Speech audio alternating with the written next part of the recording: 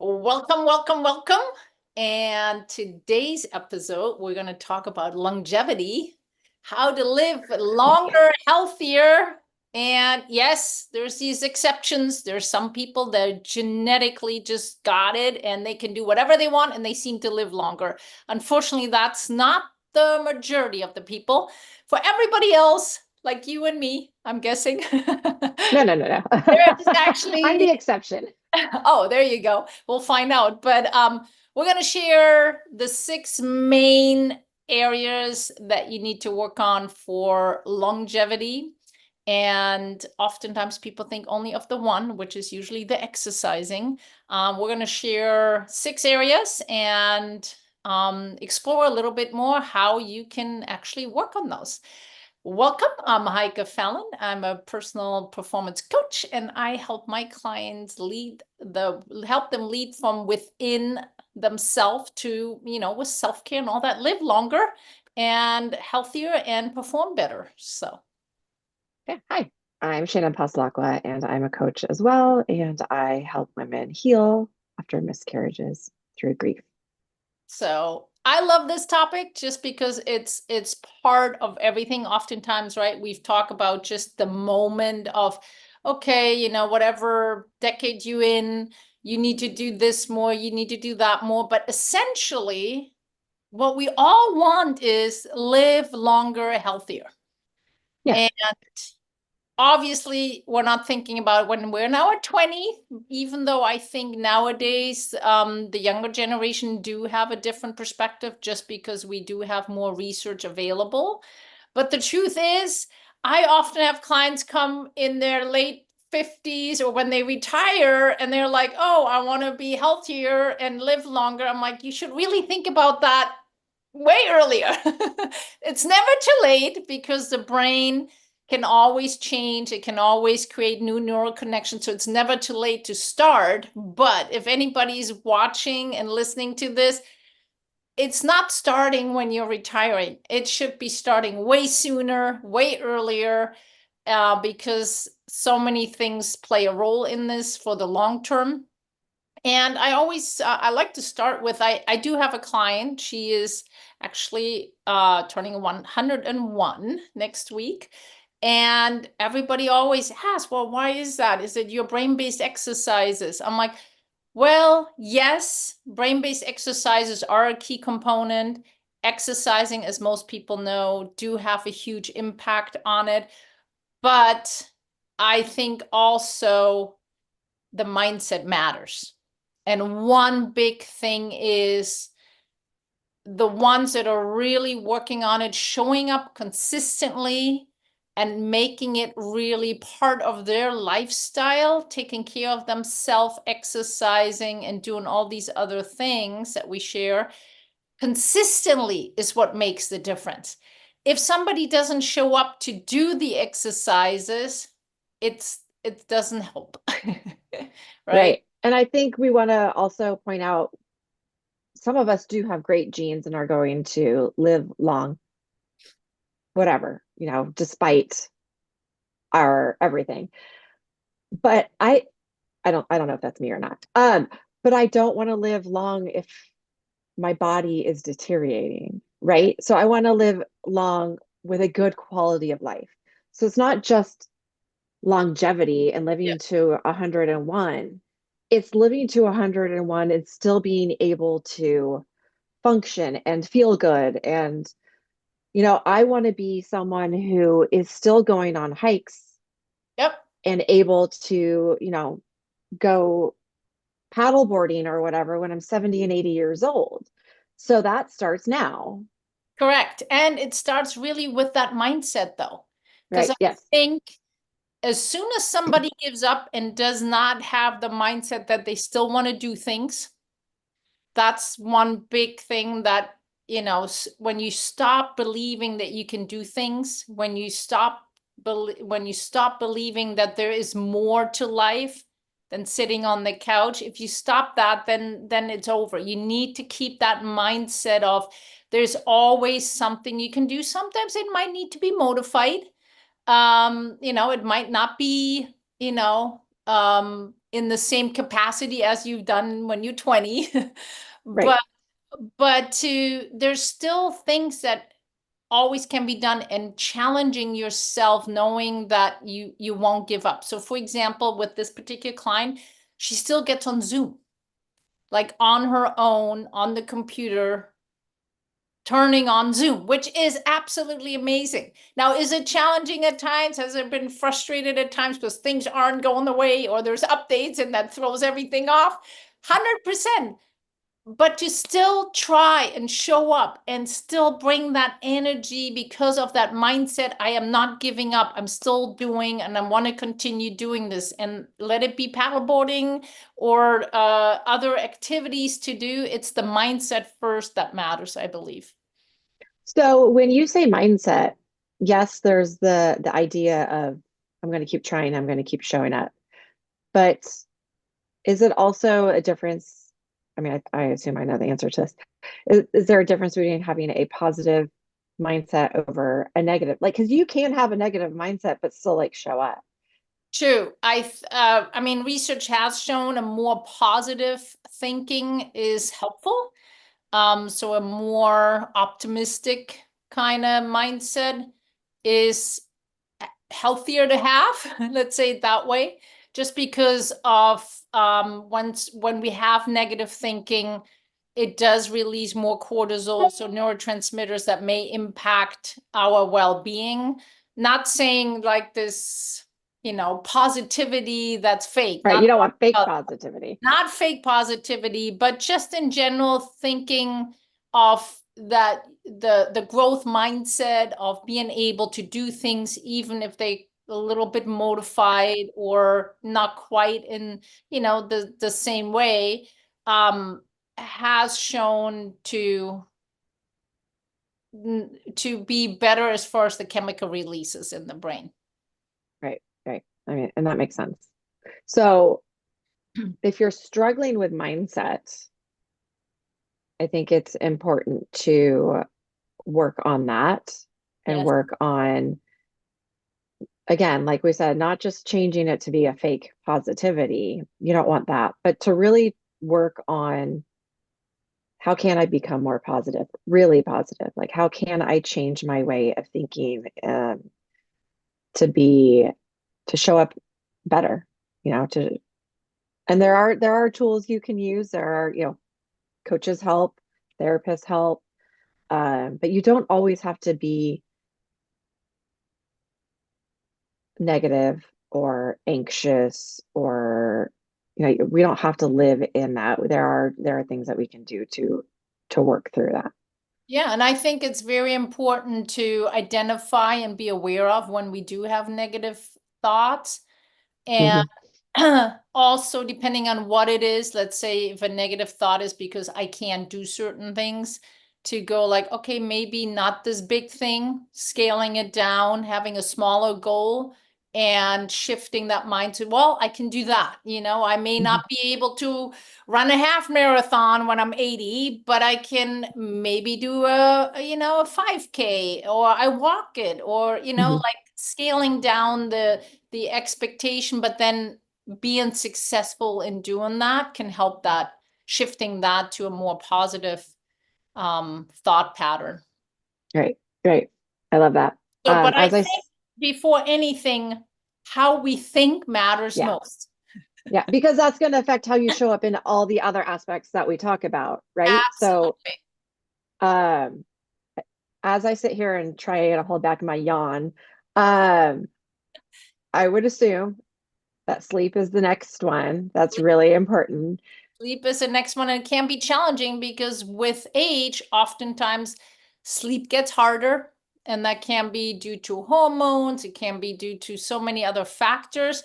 Um, Highly recommend to work on the sleep. And the worst thing is, and I hear that all the time from some of my more senior clients, is, oh, I couldn't sleep, so I'm on the phone. Yes, it's not just the younger generation. It's also any age, really, to really dig deeper into um, optimizing your sleep and Oftentimes it has to do with how we do our day. So Mhm. oftentimes how stressful the day is, or how, if we're managing our energy throughout the day, has an impact on sleep. And again, the worst is usually definitely for any age, but some are more sensitive than others, but being off the screens before bedtime and in the middle of the night, not being on screens, and really prioritizing sleep, even though it Yeah, and might be hard. sleep affects how we show up as well, right? Like if we don't have a good night's sleep, it's going to affect our mood, our mindset. Our thinking. Yeah, it's going to affect how we show up if we want to exercise because you can't give your all if you're Yeah, exhausted. It's 100%. going to affect how we make choices around our food intake. Yep. We tend to, when we don't have as much sleep, we tend to eat comfort foods or foods that are higher in fat and Yep. more processed foods. It's scientifically proven we will eat worse if we are sleep deprived. 100%. So it affects all those other aspects. They're all connected. Correct. And it affects our decision making in general and our memory. And so many factors. Now, it is, I struggle with sleep due to some health issues, and it took me quite some time to get back on track with a good night's sleep. Now, if your sleep is derailed, it takes months to kind of realign that and work on that. And there's again lots of different strategies to do so, but don't expect it to be like, oh, in 1 week or 2 weeks Yeah. you're getting back on track. Sleep is so vital that the system, once it's out of whack, has figured out how to be in survival mode. And if you want to and need to correct your sleep and optimize it, it might take a good 3 to 6 months or longer. It took me longer because mine was completely derailed. It took me a whole year, but really changes started to happen. I saw them within 6 months, but it really was a year where I would say like, oh, it's now solid. So don't expect a quick turnaround on the sleep. Yeah. And we do have a sleep episode that I think Yes. we can link below that would be good for all the tools you can use to help you with your sleep. There's so many different options out there that, some work for some people. I have a combination of things that I do every night to help me sleep. And it has been really helpful for me to be busier with school and, I'm using my brain a lot more. Yep. So I'm exhausted, but I take magnesium that helps with that. I listen to a sleep podcast and I have a mask and all of the things, and I make sure that my temperature is down. I have to set things up perfectly, but I've been getting a really good night's sleep for the last at least month. Yeah. No, which is again, it does oftentimes require quite some intervention. So Yeah, oftentimes if you're trying just a tiny little thing, you're trying to go to bed one night a little earlier, that's not working. You need to really be committed to it and really implement different habits for a long period of time in order to make a shift. But sleep is crucial, number one thing, and has a huge impact on longevity. Now, I don't want to go too much into diet, but diet matters. But it's so individual, so it's hard to kind of yeah, give the exact like things that you need to do. I always recommend to do an anti-inflammatory diet. You can Google that. There's lots of things that show up what that entails. But essentially, definitely not eating processed foods. Definitely yeah. less sugar. Decrease your sugar, your processed foods, alcohol. Sorry. Um, Yeah, I mean, there's just too many research studies out that show an impact. and the gut function does matter because it is connected to the brain, and it does connect to, it has impact on sleep, has impact on everything as well. And Yeah. so the gut function matters. Now there's all kinds of other supplements and things. I highly recommend talk to a professional, a nutritionist or a holistic doctor, to get really with blood work and tests first identified Mhm. what you need, and then add those type of things, or fine tune what you need. Because there's been a lot of hype about different, supplements and things like that. And yes, they good, and especially for longevity. It's been, there's a whole market now, but it really needs to be customized to you. So I always recommend talk to a nutritionist, actually did an episode with a nutritionist that I work with as well. But Well, have that fine tuned for you, because everybody's different, everybody has a different history, and you need to really assess and reassess and see what works right. for you. So not And randomly taking supplements. right, don't just, oh, I need this, I need this. Pay attention to what is happening with your body. Um, there were some things that I was ignoring for the last few months. And, I was like, I'm bloated. Well, maybe it's because of this, or, d- I had to remove dairy, which is really difficult for me. Um, but once I removed it, my body felt a lot better. I'm not saying everyone needs to remove dairy. Yep. What I'm saying is pay attention to what's going on with your body. If your sleep is affected, it may be something that you're putting in your body. If you're feeling like you're bloated for no reason, you think you have a healthy diet, but you're for some reason bloated, or what, pay attention to what is affecting it, And it can be and how sometimes you health, feel. and it can be sometimes healthy foods. Right, You're not responding really well to. exactly. Now, I like to use the Aura Ring, and I'm no affiliation with that, to track my sleep, but also I could tell from that, depending on what I had for dinner, how it affected my sleep. So knowing and fine-tuning what foods may impact your sleep. So there's a big correlation too on your diet and what you're eating and your sleep as well, which you can, like I said, there are tools now where you can also track and check things that way as well. Right. So, Yeah. and the other thing is, restrictive eating has shown to be helpful. So, and fasting might be a good component too. Again, this should all be done with Yeah.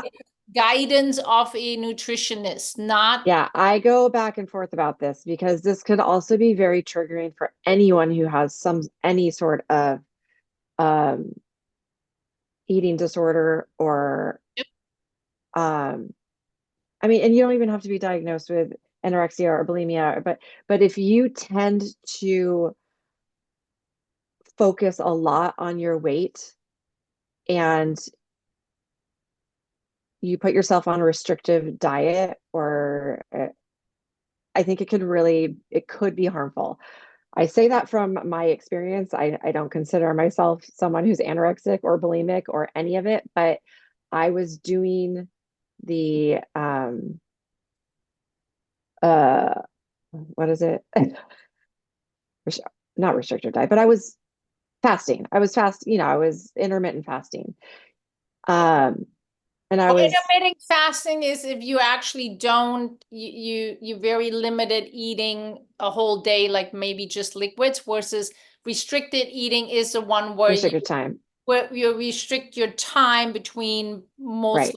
likely your dinner and your breakfast, which Right. became very popular and should really not be done for losing weight or anything like that. The point of it is to give your stomach and your intestines a break on overnight to actually restore better, but it's But not. what it did to me Yeah. was I wasn't eating enough calories in the hours Yes. that I was, and And so again, I was exhausted. So take that into I think when we're saying time restricted eating, don't get up in the middle of the night and like have ice cream, right? Like we're not snacking all Yeah, night long. and there's and it's a fine line. It's not about, oh, everybody should not eat for 16 hours or something Right. like that. It would absolutely not work for me either.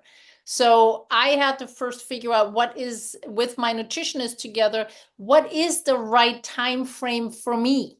Because it's like skipping breakfast is not the point.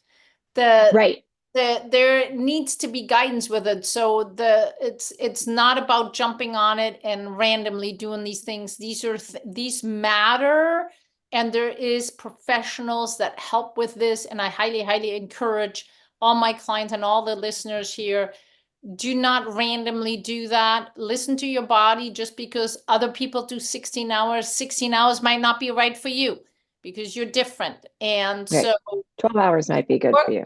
work with a nutritionist, work with a professional to figure out what's right for you. But those are strategies that can help for better gut functions, depending on what your needs are. Right. Right. So, um, so we got the Exercise. we got the eating, we got the exercising, no, we got the rest. We don't have the exercising. You've got the mindset. Um, I want to first go, yes, exercising. There is a thing about exercising where like it's, we want to exercise, but people oftentimes think that alone is the key thing. If I can exercise, that gives me longevity, but that's not it. It's all these other things as well. And it's not always the harder, the better. So this is a really interesting that thing that I've learned over the last couple months. And one, I want to point out a lot of people I know, I'm pointing fingers up. A lot of people I know, like, okay, well, I'm going to eat this crappy food, but as long as I exercise, it's fine because I'll work off those calories. No, exercise is not there to punish your body. Exercise is not there to make up for the poor choices you're making at other times. Exercise there is there to support all your other choices. They Yeah. all work together. And also, when I was younger, I used to be able to push hard, like hard. You know, I could run half marathons. I could be doing, like CrossFit workouts where I'm just sweating like crazy. I'm going like crazy. And I have, I tailored it a little differently in the last couple of years because I was going through perimenopause and I was focusing more on weight training while also doing hard workouts. And I was still, I think, getting my heart rate up too high. And I really started to focus on lifting weights, but I didn't have to do it in such a rigorous way where I And was sweating my ass off. Like I was still lifting really heavy weights, but I'm not going through the motion like well, and it may also periods of time, right? When you going through, for especially women, through hormone changes, and once you're actually through, then that shifts again. So yeah, there is, and I always say, I don't want to say there's a right or wrong kind of exercising, but you definitely don't need to do hardcore to the max. Is not always more, is not always better. And the other thing is it has to be fun. It so you do want to do a good variety of things, from weight training, or it doesn't need to be weights, it can be also your body weight. So there's lots of exercise that can be done with your body weight, but you want to do some kind of strength training, you do want to do some kind of cardio training. And usually sit or hit workouts. Just yes, gonna throw that and out there. yes, and the other thing too is other sports. I mean, pickleball became super popular. It is a fantastic sport besides other sports that are out there that can be done where you get your heart rate up, but you also work on your reaction time, you Your work balance. your balance, you incorporating a whole lot of other things in these type of exercises, any other sports, that is so vital for your brain function in general. Not because it's working out is not just for your muscles and for your circular system, so not just your heart.